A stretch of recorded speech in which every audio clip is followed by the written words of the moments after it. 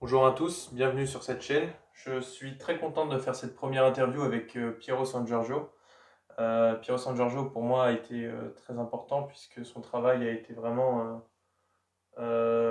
l'élément déclencheur de mes réflexions et des choix que j'ai pu effectuer dans ma vie. Je trouve que sa thèse d'effondrement était très pertinente et son travail en ligne est super intéressant. Donc j'ai eu la chance de pouvoir le rencontrer sur Paris et de pouvoir l'interviewer sur son dernier roman. Le seul problème, c'est que durant cette interview, j'ai eu que 2 jours pour lire le roman, donc j'ai été très vite. Il y a plus de 300 pages quand même. Et finalement, j'ai pas eu le recul pour trouver quelques questions et avoir une réflexion sur le roman. Donc je voulais faire cette vidéo avant. Je le trouve très bon le roman. À la différence finalement des thèses de Piero San Giorgio, où c'est un effondrement plutôt interne, j'ai envie de dire, donc de l'État et de l'économie. Ici, une certaine économie tourne toujours, on va dire, et un État est toujours en place, même s'il change ou même si certains États perdent, puisque c'est pendant la Seconde Guerre mondiale et c'est des États qui s'affrontent. Donc il y a une différence peut-être par rapport au scénario qu'envisage Piero San Giorgio.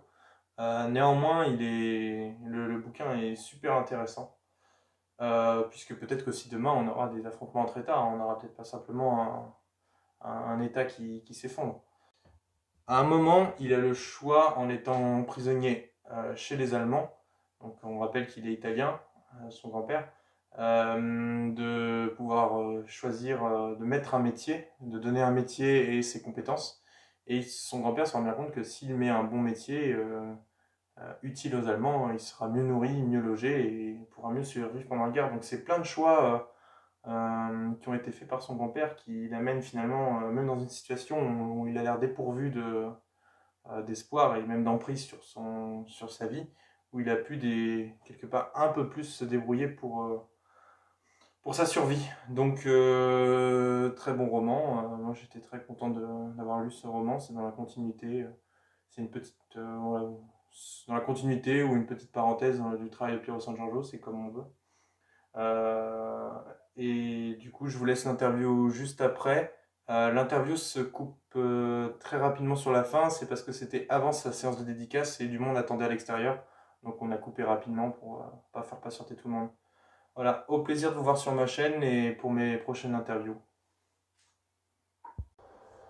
Hop, on est parti. Bon bah, bonjour Pierrot, Salut. bienvenue à Paris. Mm. On fait ce qu'on Bienvenue peut. dans notre état libre, prêt à prescrire de la chloroquine. On prend des risques dans les états bolcheviques, mais bon, il faut bien, il faut bien. Du coup, j'ai reçu le livre 2 jours avant, Mhm, mais je me suis empressé de le lire et de le terminer, mhm. presque. Pour pas mentir, je me suis arrêté à page 324, C'est dans donc la postface déjà ou presque. Et c'est presque? le dernier chapitre avant la postface. Et j'ai Très survolé bien. la postface, mais je pense que la postface reprend surtout le discours qu'on voit dans les vidéos. Aussi. Euh, Et du coup, c'est l'histoire de ton grand-père. Alors, j'avais pas compris forcément au début, mais c'est de ton grand-père. C'est pas de ton grand-père biologique. Exact. D'accord. Donc mais c'est le grand-père qui t'a élevé. Non, ils l'ont pas élevé, c'est mes parents qui m'ont élevé, mais il vivait avec ma grand-mère, puisque mon grand-père biologique est mort avant ma naissance. Donc, enfin, j'ai deux grands-pères biologiques, évidemment, mais celui du côté de mon père, je ne l'ai jamais connu. Et Giuseppe D'accord. était alors, comme ils étaient très discrets, on n'a jamais su si c'était son compagnon ou si c'était. On ne sait pas, mais en tout cas, il vivait avec ma grand-mère. D'accord. Et est-ce que tu pourrais nous résumer un tout petit peu l'ouvrage pour qu'on puisse. Oui, alors c'est effectivement l'histoire de cet homme qui est né en 1907 et qui a grandi, a passé sa jeunesse dans l'Italie qui s'industrialisait mais qui était encore très pauvre des années 10, 20, 30 et qui Euh, effectivement, dans la première partie, dans le premier quart du livre, je décris comment était la vie à cette époque, donc une Mhm. vie assez difficile, mais quand même en progression. Pendant et après la Première Guerre mondiale, le pays s'est beaucoup industrialisé, avec, en l'occurrence, puisqu'il travaillait, lui et sa famille travaillaient dans le ciment, dans les mines de ciment, et du Piémont. Et donc, l'Italie s'est retrouvée, après les troubles des années 1919-1921, s'est retrouvée dans ce qu'on a appelé le régime fasciste, et qui était un régime à double teinte, puisque d'un côté, bien sûr, il y a une étatisation très forte du pays, mais aussi un développement économique très fort, des salaires qui augmentaient, des conditions pour les ouvriers, les travailleurs euh, qui étaient très importantes, en progression. Il ne faut pas oublier que le fascisme est un socialisme, est une forme de socialisme, donc c'est à gauche, et avec un État néanmoins très fort et un corporatisme avec des grandes industries, notamment celle du ciment, qui ont permis voilà, au pays de s'industrialiser, de permettre l'éducation de permettre la scolarisation de tous les enfants. Et on voit d'ailleurs que dans la partie qui suit, où il va être en guerre pendant la Deuxième Guerre mondiale, évidemment dans l'armée italienne, on voit que, puisqu'il a une trentaine d'années, à ce moment-là, il est avec des recrues plus jeunes que lui, bien plus jeunes que lui, mais qui, elles, ont été éduquées par le modèle scolaire qui s'est mis en place, et qui sont beaucoup plus éduquées que leurs aînés. Et donc on a ce décalage qu'ont connu beaucoup de pays, où en fait les jeunes pouvaient enseigner aux plus vieux à écrire, à lire, et commenter d'ailleurs les événements historiques ou politiques que lui n'aurait pas pu faire, puisque c'est un homme pas éduqué, très, en fait, sans dénigrer, mais effectivement ignorant. Ce n'était pas une culture dans la classe ouvrière dans laquelle il vivait, où on avait une éducation, on lisait des livres, en plus on ne pouvait pas se les payer, c'était très modeste. Et donc je raconte un petit peu dans ce contexte son histoire, sa jeunesse, et puis ensuite surtout la guerre, où il va se retrouver embarqué dans les guerres de l'Italie contre la Grèce, guerre qui se passe très mal, et puis parce que finalement les forces de l'Axe, notamment l'Allemagne qui vient au secours de l'Italie, eh bien, finit par l'emporter sur les Grecs, et il reste dans ce pays dans une tâche d'occupation, donc de patrouille, et en fait on voit ce décalage entre ces soldats qui finalement apprécient beaucoup ce pays, c'est la Grèce, et qui est similaire à l'Italie sur beaucoup d'aspects, et en même temps ils se rendent bien compte qu'ils n'ont rien à faire là, ils sont des envahisseurs. Et donc on a cette démoralisation et cette démotivation des forces armées italiennes qui va jouer, qui va peser lorsque l'Italie change de camp et se rend, enfin en fait signe un armistice le 8 septembre 1943 avec les Alliés, et où en une journée, les forces allemandes présentes à travers la péninsule italienne et aussi en Grèce capturent 1 million de soldats italiens en un jour. Et c'est une opération logistique et d'une efficacité très germanique, évidemment. Et donc on retrouve tous ces soldats, tous ces Italiens, qui se retrouvent, en fait, pas tout à fait prisonniers, puisque l'Italie n'est pas en guerre avec l'Allemagne, mais donc ils n'ont pas le statut de prisonnier de guerre, mais ils vont être internés. Et donc, en tant qu'internés, ils vont être amenés en Allemagne, où ils vont passer les 2 années suivantes, pour la majorité d'entre eux, dans des camps, ou forcés à travailler qui dans l'agriculture et qui dans les usines. Ça fut le cas de mon grand-père qui a travaillé dans les usines qui fabriquaient des camions, des moteurs de camions, chez Auto Union, dans la ville de Chemnitz, en Europe de l'Est. Et là, je décris dans cette troisième partie du roman les difficultés extrêmes auxquelles font face ces gens, dans une Allemagne qui commence à vaciller économiquement et qui n'arrive presque bientôt plus à nourrir déjà sa population, mais aussi les prisonniers. Et donc, je décris le quotidien du travail et des conditions de vie de ces prisonniers, qui, encore une fois, ne sont pas des prisonniers de guerre, et donc n'ont pas la protection des conventions de Genève, et n'ont pas n'ont pas ce que pourraient bénéficier les Français ou les Américains ou les Anglais, qui est évidemment l'accès de la Croix-Rouge, par exemple, mais aussi un certain respect des Allemands, parce que si les Français ont perdu la guerre à ce moment-là, ils l'ont perdu en combattant.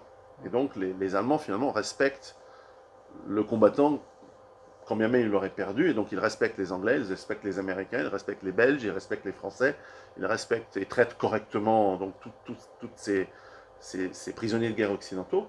Mais les Italiens sont des traîtres, et ils se sont rendus sans combattre. Et donc le traitement des Italiens est très mauvais, à peine meilleur que celui des Russes. Oui, c'est ce que je veux dire, c'est ça, c'est parce qu'en fait, comme ils ont trahi les Allemands, ils ont vraiment une mauvaise opinion d'eux. C'est sûr. Et pourquoi du coup ils ont une mauvaise opinion des Russes Alors les qui les Russes, combattent? alors évidemment, mon grand-père ne pouvait pas le savoir, donc j'ai utilisé un petit peu des personnages secondaires qui expliquent un petit peu le mauvais traitement qu'avaient les Russes, parce qu'il y avait ces théories, évidemment, de supériorité raciale et d'hierarchie, si on veut, des races, et que les Slaves étaient considérés une race, et d'ailleurs, parmi les Russes, il y avait aussi des Asiatiques, des Tadjiks, et des Mongols et autres, et donc dans l'esprit de cette époque, les Russes étaient aussi maltraités pour ces raisons-là, et puis tout simplement, la Russie n'avait pas signé l'Union soviétique, pardon, n'avait pas signé les conventions de Genève, et donc Oui, c'est ça, voilà. dans l'idée utilitariste quand même, parce que je montre que tous ces prisonniers en fait sont forcés à travailler, Mhm. et sont forcés à travailler jusqu'à ce que finalement mort s'en suive, ou à moins qu'ils soient vraiment utiles, et à ce moment-là, on veut bien les traiter correctement. Ce fut le cas de mon grand-père. Mais ceux qui n'avaient aucune compétence et qui n'avaient aucune utilité étaient en fait faits mourir de faim à petit feu, avec de Mhm. moins en moins de nourriture, de moins en moins de calories. Lorsqu'on était malade, c'est pour ça qu'il y avait écrit ce signe sur les camps allemands, le travail rend libre, euh, parce que celui qui ne travaillait pas ne recevait pas de nourriture. Mhm. Donc si on tombait malade, l'Allemand dit tu es malade, je ne veux pas le savoir, tu bosses pas, je te donne pas je te donne pas de bouffe. Et donc, et donc il y avait ce cercle infernal dans lequel donc tout le monde était effrayé de tomber. Plus on était faible, plus on risquait de tomber malade, moins on était nourri, et donc moins on récupérait, et donc plus on tombait malade, et dans des conditions évidemment assez difficiles de température, de froid. J'ai relevé un passage dans le roman où en fait ton grand-père ne pouvait pas se regarder dans le miroir tellement l'image qu'il avait affaiblie de lui était violente pour lui. Il faisait tout que se brosser les dents, de se nettoyer en regardant le Mm. minimum le miroir. Donc c'était quand même des conditions assez... Oui, il y a il y a un effet psychologique, bien sûr, sur ces prisonniers qui ne se reconnaissent plus, qui d'ailleurs auront du mal à être acceptés quand ils rentrent chez eux finalement, et après-guerre.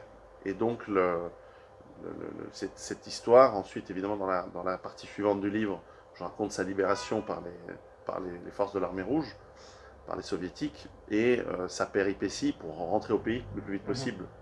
Et pour la petite histoire, et que j'écris un petit peu en détail, il rentre à pied, Mhm. tout seul. Et donc c'est une histoire assez... en même temps, j'espère l'avoir racontée avec sobriété. Moi j'ai Et, bien et, aimé. et comme je me suis mis à sa place pour écrire le livre, comme elle est racontée à la première personne, je l'ai écrite avec le langage et la retenue des gens de cette époque qui n'étaient pas des pleurnichards, qui n'étaient pas des gens qui ensuite allaient mendier une pleurniche mémorielle ou quoi que ce soit. C'était des gens simples, intègres, qui ont souffert mais qui l'ont pas ramené. Mhm. Et d'ailleurs, ça a été une des difficultés dans l'écriture du livre, c'était ce qu'il me racontait était bien sûr raconté à un petit garçon, et donc il n'y avait pas de détails horribles, il n'y avait pas de, de détails sur les souffrances. J'ai dû aller les découvrir moi-même, j'ai dû aller dans les archives, j'ai dû me renseigner sur quelle était la condition réelle des prisonniers, parce qu'en fond, il m'a toujours raconté ça comme une grande aventure. Mhm. Et c'est normal, on protège les enfants des véritables horreurs lorsqu'on leur raconte des histoires. Et, euh, Donc jamais tellement comme quelque chose de mauvais. et même ça, ou difficile, en tout cas, Si. difficile, oui, mais il ne, par exemple, la scène lorsqu'ils traversent la ville de Dresde, vers la fin du livre, lorsqu'ils sont amenés par l'armée rouge dans des camps temporaires Mhm. de prisonniers libérés, ils traversent la ville de Dresde, et moi je me souviens qu'il m'avait dit, quand j'étais petit, ben voilà, cette ville allemande était entièrement détruite. Mais moi je sais bien qu'il a dû voir, parce que c'était 2 mois après le bombardement allié qui a démoli la ville et qui a probablement tué jusqu'à près de, en tout cas un demi-million de personnes, allemands, des civils, un véritable crime, eh bien, il a dû voir les résultats de ce bombardement aussi dans les corps mutilés, dans les cadavres qui s'amoncelaient, qui étaient Mhm. accumulés. Et donc j'ai dû ajouter, euh, par des personnages secondaires, encore une fois, c'est une technique qui est assez simple, mais qui permet d'ajouter des choses qu'il ne m'aurait jamais racontées, parce qu'on ne raconte pas ce genre d'horreur à des enfants. Et pourquoi écrire le roman du coup à la première personne? Parce que je voulais amener le lecteur à l'émotion perçue du narrateur. Je voulais l'amener dans son histoire, et puis avec un certain humour et un certain fatalisme qui là aussi est typique des classes ouvrières et de la population de cette époque. C'était des gens qui étaient assez fatalistes finalement, la vie était dure, euh, leurs parents avaient des vies encore plus dures, leurs grands-parents avaient des vies encore plus dures. Pour eux, souffrir c'était normal. C'était pas agréable, mais c'était normal. Et donc, je me suis dit, plutôt que d'écrire avec le risque de donner le point de vue d'aujourd'hui sur Mhm. l'histoire, je me suis dit, je vais me mettre dans le regard du personnage et l'expliquer avec les mots de l'époque. Bien que, évidemment, comme c'est écrit en français, il n'y a pas de mots c'est pas écrit en patois, bien que j'ai mis par moments des phrases qui étaient juste intraduisibles, qui sont dans différents patois. Il y a des morceaux du livre qui sont en allemand, des morceaux en russe, enfin des phrases en russe, en allemand, en italien, en anglais, parce que bah, lorsqu'un prisonnier italien rencontre un prisonnier américain et qu'il ne parle pas la langue de l'autre, forcément ils essaient de baragouiner et on commence à construire des phrases et petit à petit on se comprend. Donc je voudrais montrer cela avec en fait, la technique de narration à la première personne. On reprend du coup. Euh, donc oui, donc on était sur pourquoi écrire à la première personne. Et bah, effectivement, ça rend le roman plus prenant. On sent. J'espère. Moi, j'étais très touché par cette époque et de voir une, comment dire, une autre personnalité que ce qu'on a l'habitude finalement de croiser aujourd'hui. C'est vraiment d'autres individus et en même temps, on est pareil. Ils pensent aller tout le temps au bal et puis Voir les voir quelques filles demoiselles, manger, et faire à la la fois, fête. et ce qui est intéressant, c'est qu'à cette époque, ils sont à la fois beaucoup plus solides que nous, mentalement et physiquement, Exactement. c'était des montagnes, hein, c'était des Ça s'est solides. ressenti en tout cas dans le bouquin. Mais en même temps, ils se sont quand même fait couillonner. Ouais. Et ils se sont fait balader, peut-être comme nous aussi, on se fait balader, ils se sont fait balader par les États, par les autorités, ces gens qui finalement sont trimballés un coup dans un régime, un coup en guerre, un coup prisonniers, un coup libérés, un coup on les laisse partir, un coup Et à chaque moment, en fait, on ne les considère pas pour qui ils sont. Mhm. On les considère pour pour les étiquettes qu'ils représentent, qui sont des étiquettes de nations et de pays en guerre. Et à aucun moment on se dit, mais au fond, pourquoi est-ce qu'on fait tout ça? Pourquoi est-ce que ces gens ils doivent aller en guerre en Grèce? Pourquoi est-ce que le lendemain ils sont. Enfin, il y a ce paradoxe où un jour on est allié de l'Allemagne et on combat les Anglais et les Américains. Le lendemain on est en paix avec les Anglais et les Américains et prisonnier des Allemands. Et le surlendemain, on est bombardé par les Anglais et les Américains, puis on est libéré par les Russes. Et on doit revenir à pied en traversant des zones soviétiques, des zones américaines, des zones Mhm. à la fin. Et jamais on se dit, mais au fond, toi, tu penses quoi? Mhm. On leur demande pas leur avis. Mhm. Et en fait, c'est un type de monde que j'espère ne reviendra pas. Bon, malheureusement, on est en train On de en prendre le reviendra en chemin du partie. contraire, mais un monde où finalement, parce qu'on nous dit, bah, toi, vas-y, fais la guerre à un tel, bah, on y va. Mhm. Et moi, je ne supporte pas cela.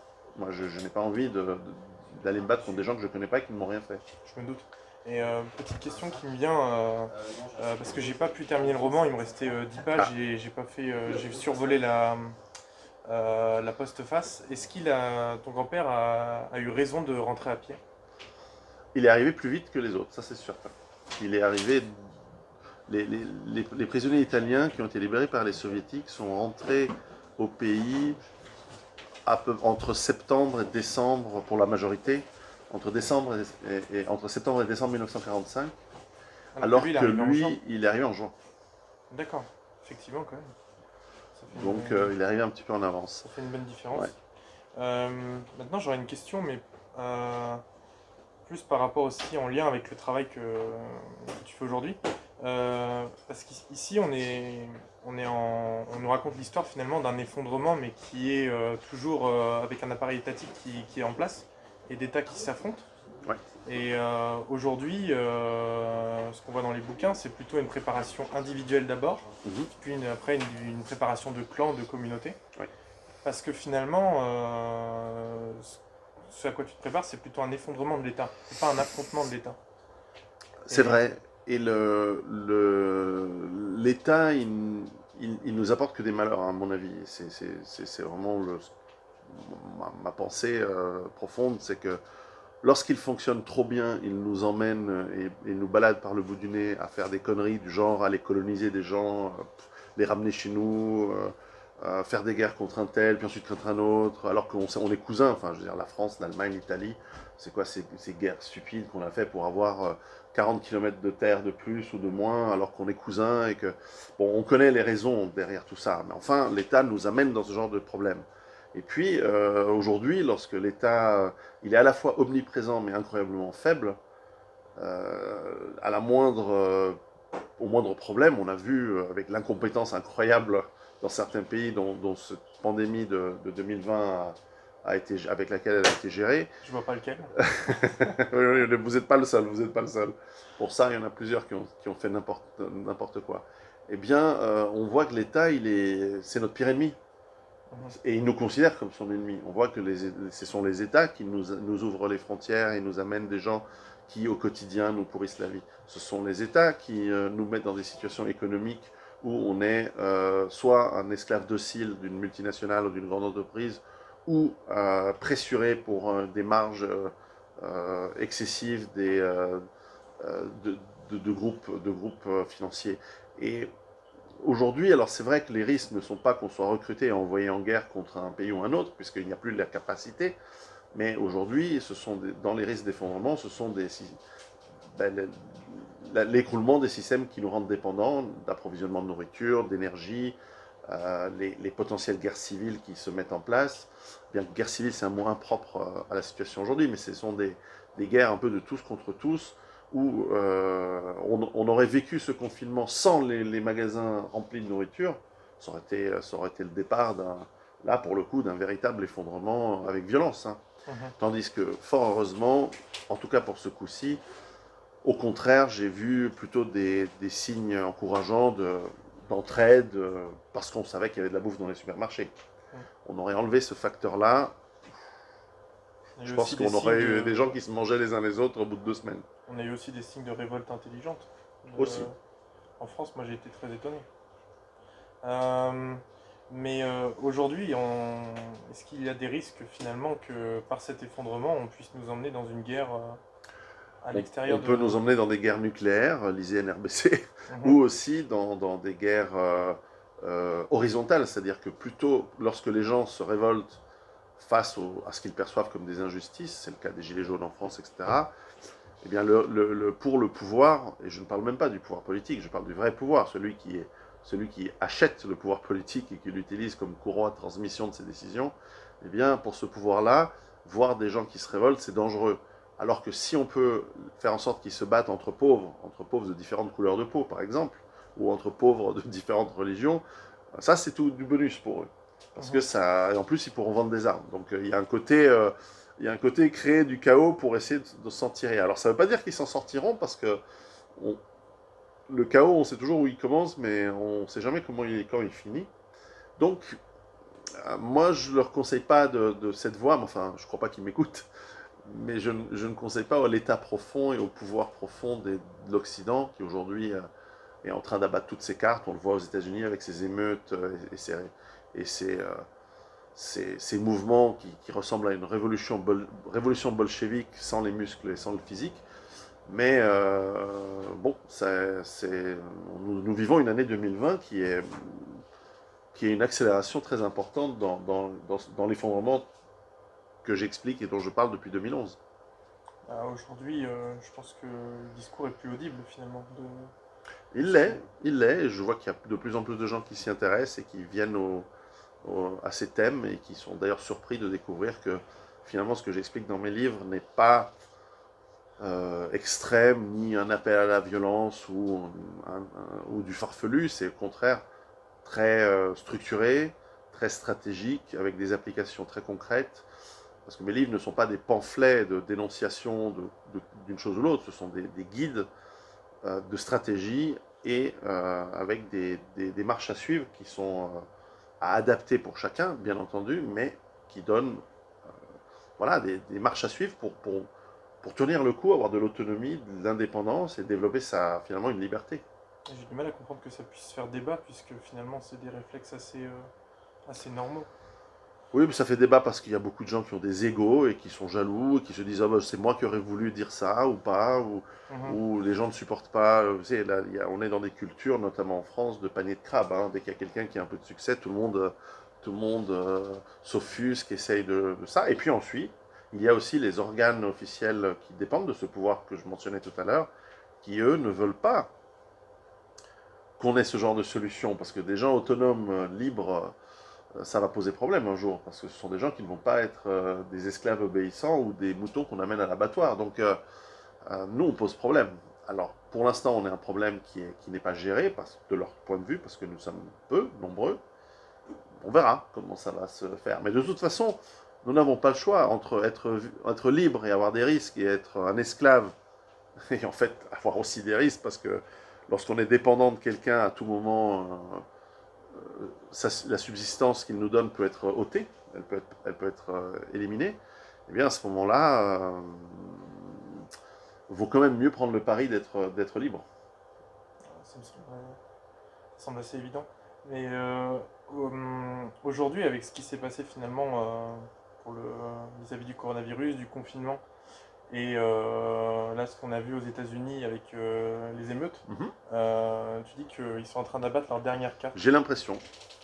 J'ai l'impression qu'ils sont en panique parce que cet état profond, il s'est fait... euh, déjà, avec ce confinement, beaucoup de gens ont passé du temps sur Internet à se réinformer, à trouver des informations, etc. Et je crois que... Alors, l'état profond est multiple, il faut voir les livres de Pierre Hillard là-dessus, mais dans une de ses facettes, il est aussi avec des turpitudes extrêmement graves et qui ne passeront jamais auprès de la population, notamment tout ce qui est pédophilie. Pédophilie, sacrifice humain, enfin, ça a l'air d'être débile, hein, hallucinant ce que je dis là, mais si vous vous renseignez un petit peu, vous vous rendez compte qu'il y a des comportements de ce type chez un nombre quand même assez important de membres de ces élites oligarchiques que l'on a de plus en plus partout en Occident. Et là, ça commence à se voir parce qu'ils ils sont tombés sur un os sous la forme du président Trump aux États-Unis, qui certes ne fait pas beaucoup de ce qu'il avait promis, mais en tout cas sur ce point-là, sur le point de la lutte contre la pédocriminalité, il agit de manière conséquente et énergique. Et c'est dans ses compétences de le faire. Et donc, je crois qu'il y a la raison pour laquelle le système abat ses cartes et est en panique, c'est parce qu'ils savent que s'ils se font attraper par corruption, on les laissera sortir. S'ils se font attraper pour non-respect de la loi, on les laissera sortir. Mais se faire attraper pour pédophilie, et on voit avec cette affaire Epstein, pédophilie ou détournement de mineurs, hein, il y a des nuances, on est d'accord. Mais enfin, là, le public, il laisse pas passer un truc comme ça. Si on relaxe des pédophiles notoires où les preuves étaient évidentes, etc., là, on a des gens qui sortent les armes. Mhm. Parce que c'est normal, c'est humain. Les enfants sont ce qu'il y a de plus pur et de plus précieux, évidemment. Et donc, ces gens, je pense qu'ils savent qu'ils vont se faire débusquer ces prochains mois.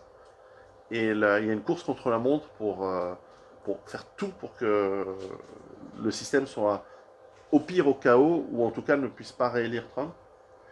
Donc le point Et c'est important mal là, parti. c'est... Et c'est mal barré pour eux. Mais ils essayent tout. Donc, ils dévoilent toutes les cartes. Et j'ai l'impression qu'on a une forme de... Alors, le mot apocalypse veut dire révélation en grec, mais il y a une forme de révélation des cartes en ce moment. Et ce qui me fascine, c'est qu'en 2011, j'avais écrit dans mon premier livre que je voyais l'effondrement vraiment commencer de manière très sérieuse entre 2020 et 2022. On y est. Ah, on y est. On le voit sur plusieurs aspects. Mais, et donc là, pour l'instant, l'axe, on va dire, principal, c'est l'élection de Trump. Ou là, non, enfin, Il semble. les élections Du présidentielles. moins, ce qu'on peut. On n'a pas, on est évidemment pas au courant de tous les tenants, les aboutissants qui existent dans les couloirs, dans les Mhm. coulisses. Mais là, il semble qu'il y a un catalyseur très important avec cette élection cette année aux États-Unis. Et je pense aussi qu'en France, on est très attaché à la santé. Et Oui, je pense qu'avec ce qui s'est passé avec le coronavirus, on a eu une ouais. révolte des Gilets jaunes qu'on n'a pas su voir venir. Mm. Et je me demande si d'ici les prochains mois, c'est pas quelque chose qui va être très fort dans le cœur des Français et qui pourrait se faire ressentir sur les Ça scènes s'est quand même politiques. vu hein, qu'ils ont été un peu incompétents ou maladroits ou Il même nocifs. C'est pas parce que dans l'espace médiatique français, finalement, c'est un message qu'on ne transmet pas vraiment que Que ça se moi voit je pas. le vois beaucoup dans mon entourage, finalement, les gens se questionnent. Et tout d'un coup, quand on dit il y a eu de la corruption, Ouais, ça s'est vu quand même, hein. euh, c'était pas très intelligent, bon, l'histoire des masques, Ouais. Et même dans un sketch, on n'y croirait pas. Non, je crois qu'on aurait voulu écrire l'histoire d'un gouvernement qui, une semaine, dit que les masques ne servent à rien et qu'elles sont en plus un geste technique. Je veux dire, faut avoir fait Polytechnique pour pouvoir les mettre. Et le lendemain nous dire que c'est obligatoire, il y a une sous peine d'amende de ne pas les mettre. De nous expliquer qu'il faut absolument rester isolé et qu'on n'a pas le droit d'aller sur une plage ou faire une promenade dans la forêt, mais que 2 semaines plus tard, on peut reprendre le métro. Euh, L'incohérence, elle est visible à tous. Alors, il y a des gens qui sont tellement lobotomisés dans le système qui vont suivre et qui vont aveuglement obéir quoi qu'il arrive. Mais lorsque je me balade, en fait, aujourd'hui, par exemple, partout en Suisse, je vois que sur cette histoire de virus, alors certes, il y a des règles, il y a des lois, mais plus personne n'en a rien à foutre. C'est Mhm. complètement. J'ai vu dans le train Genève-Paris, le TGV, officiellement tout le monde doit porter un masque pendant toute la durée du trajet. Personne n'en porte, à part deux, trois personnes. Et quand passe le contrôleur, tout le monde le remet. Le contrôleur passe, il engueule ceux qui ne l'ont pas en disant attention, la prochaine fois que je reviens, c'est dénonciation, machin, ouais, ouais, ouais. Et il repart, et tout le monde l'enlève de nouveau parce qu'on n'a plus rien à foutre, on a compris qu'il n'y a pas de mort, enfin, ou très peu. Donc en fait, alors, en début février, quand je suivais cette histoire, on ne savait pas. Donc on se posait des questions. Mais maintenant, 3, 4 mois plus tard, on a vu les résultats. Qui, qui a des morts du virus dans sa famille? euh, Je connais des gens qui ont été malades. Moi-même, Mhm. j'ai eu un demi-journée de fièvre. Je l'ai eu, je l'ai attrapé, j'ai des anticorps. J'ai fait des tests sanguins. Bon, c'est bon. Toute Mhm. la famille chez moi l'a eu. On a tous chopé. Et en fait, on l'a eu avant le confinement. On s'est rendu compte qu'on avait été malade en fin février, début mars. Mais c'était une maladie, c'était une petite grippe, quoi. Alors, je dis pas que chez certains, ça peut être effectivement beaucoup plus grave. Mais quand on regarde les statistiques, quand on regarde le nombre de morts, mais rien ne justifie l'amateurisme, d'autant qu'ils avaient des plans et que ces plans n'ont pas été appliqués pour au contraire aller dans l'improvisation totale. Ces confinements n'avaient jamais été prévus par personne au monde parce que ça ne marche pas le confinement. C'est pas ça qui fait que ça fonctionne. Mhm. Alors on nous a dit au début, et c'est d'ailleurs c'est ce qui était effrayant, c'est qu'on s'est dit, putain, moi j'avais des infos de l'armée venant de différentes personnes qui me disaient, tu vas voir, on va devoir faire un confinement. Et moi je dis, mais si on fait un confinement, ça veut dire que c'est très très grave. Ça veut dire que c'est encore plus grave que tout ce qui est possible et imaginable. Mais c'est quoi cette histoire? Et ils me disent, oui, on ne sait pas, on ne comprend pas, on n'a même pas de plan de confinement. Alors ça s'est plus ou moins bien passé dans certains pays et moins bien dans d'autres. Mais avec du recul, on se rend compte qu'ils n'ont pas appliqué un plan qui était parfaitement adapté à ce genre de situation, plan qui a été qui a été adopté par la Corée du Sud, par le Taïwan, le Singapour et Mhm. le Japon, qui ont des excellents résultats. Et certains pays occidentaux ont totalement improvisé, alors que justement la situation potentiellement était grave. Donc il y a eu un, une inconsistance et un amateurisme à la limite du criminel. Et fort heureusement, la maladie n'était pas grave. Mhm. Mais si elle avait été grave, on l'a tous chopé, quoi. On l'a tous attrapé avec leur truc. Donc, non, à moins qu'il y ait des choses qu'on n'a pas encore, qu'on n'a pas encore compris, c'est possible. Mais dans l'ensemble, je crois qu'il y a une défiance par rapport à l'autorité très forte qui s'est développée pour cette année, en 2020. Alors nous verrons bien comment ça va continuer. En France, en tout cas, moi, dans mon entourage, effectivement, c'est un discours de plus en plus répandu. Au moins le doute. Ouais, Au moins le doute. ouais. Mais c'est vrai que ce qu'il aurait fallu, c'est plutôt que de faire le confinement, bah, c'est de faire une action anticipée. Mais ça demandait dans ce cas-là à partir de fin janvier, début février, de commencer à prendre des dispositions. Ouais. À partir de ce moment-là, nous, il y aurait eu Voilà. des démissions. Mais en tout cas, merci pour cet entretien. Merci à toi, Pierrot. Et à une prochaine. À une prochaine. Voilà, je crois qu'il faut qu'on se lance. Ouais, y a Comme pas de ça, on peut problème. ouvrir la